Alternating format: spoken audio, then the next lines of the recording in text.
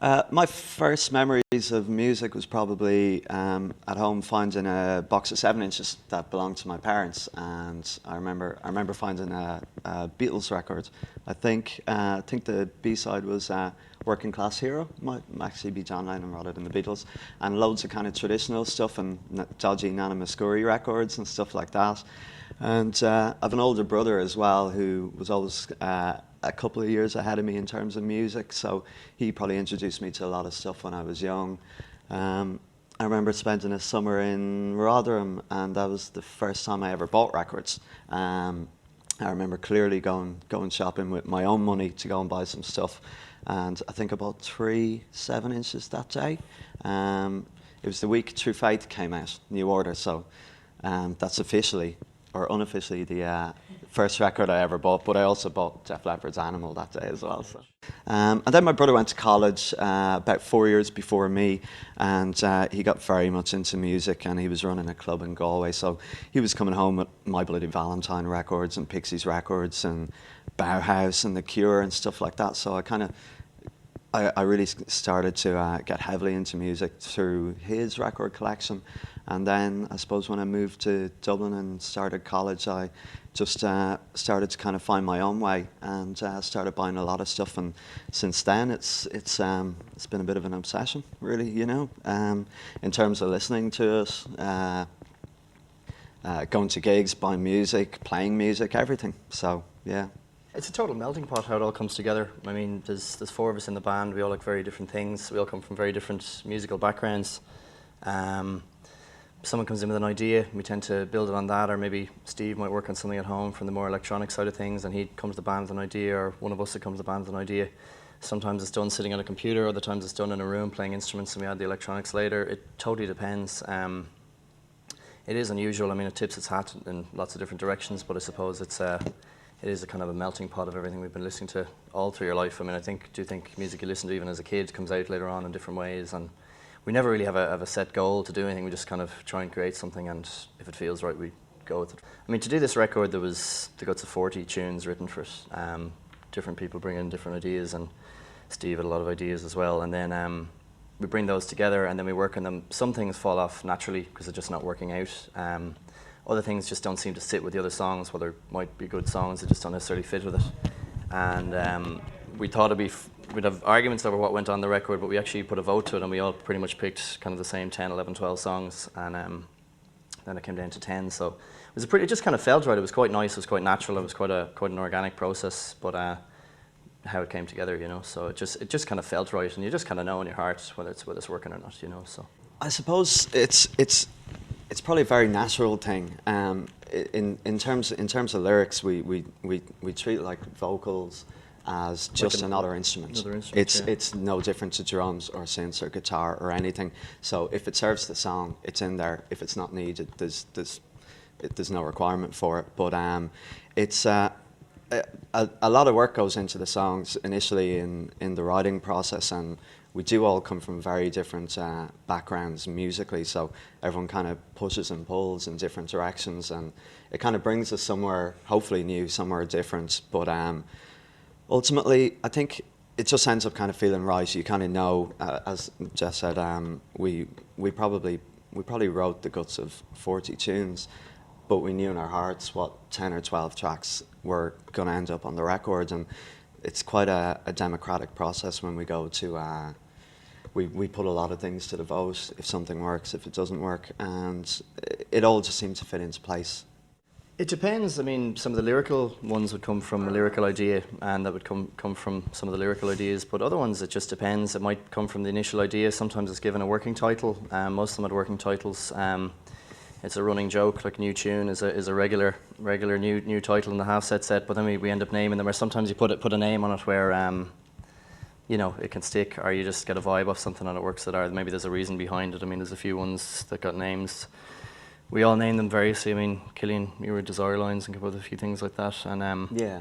We might just have ideas about things, or be talking about things with a certain vibe off a track, which we get, and we kind of work it from that. But again, there's no hard and fast rule. Same with Million Little Pieces. Sure. Yeah. We were in Leitrim at the time.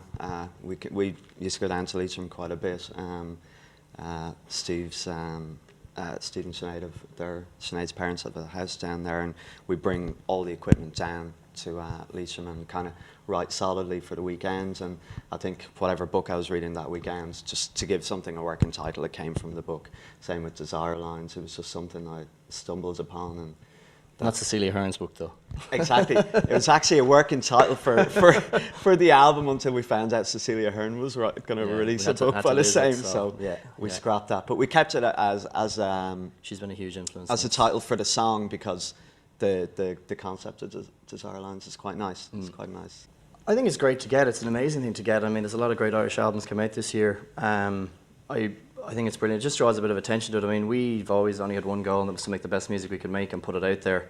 And we essentially make music for ourselves. So when someone else notices it or recognises it, that's great. You know, it's a bonus, and it's kind of like, I suppose, a pat on the back for all the hard work. But it's brilliant. I mean, it's great to get, you know. I suppose stuff like the Irish Independent Album of the Year and getting nominated for the Choice Prize is it's really good in terms of recognition, and I suppose it does validate what we do in a way. It doesn't change. It doesn't change why we make music. It doesn't affect us in any way like that. But I suppose our music and the album, it's quite specialist. So it's not the kind of thing you're going to hear on daytime radio. It's not going to get that much exposure. So it's really good when people pick up in press, give it really good reviews, or want to talk to us. And definitely something like the Choice Prize, then it really helps get the name out there, because I think in a funny way as well, it nearly validates the record for people who may not have listened to it and kind of have a view of it. I mean, we're happy with the record when we put it out there, and whoever hears it, it's a bonus, or whoever takes the time to listen to it. But getting some attention like that, either in the Choice or the Independent, or whatever the case may be, it kind of, I suppose, it validates it for people. I think it's quite good for a lot of bands, a lot of Irish bands, to see a band like Halfset on the Choice shortlist, because there are a lot of bands out there like us, say, doing similar things that maybe don't get the recognition, and maybe feel that they do fall outside the kind of traditional mold of a band that would normally gig a lot, or get a lot of radio play, play festivals, that kind of thing. So I suppose it's good for us to be seen on the list amongst like very, very big bands as well, because we are a small band, People always ask us when this stuff happens and say, oh, what's next and what's happening now, and where do you go from here, and what's the next step and what's the next stage? And we never viewed it that way. We never started with music to do that, and it's always just to make something beautiful and make something we believe in and keep doing it. And I mean, that's what we'll do. And it's like, there's no kind of next step. I mean, Ireland's a very small country, and it's a tough country to play music in if you're trying to do it commercially or to make a living from it. But the view is just to keep making music. Yeah. But that's the beauty of it for us, is that like there's no record label out there waiting on an album from us. There's no one waiting to make money out of us. So we work at our own pace, and we don't have to compromise in any way.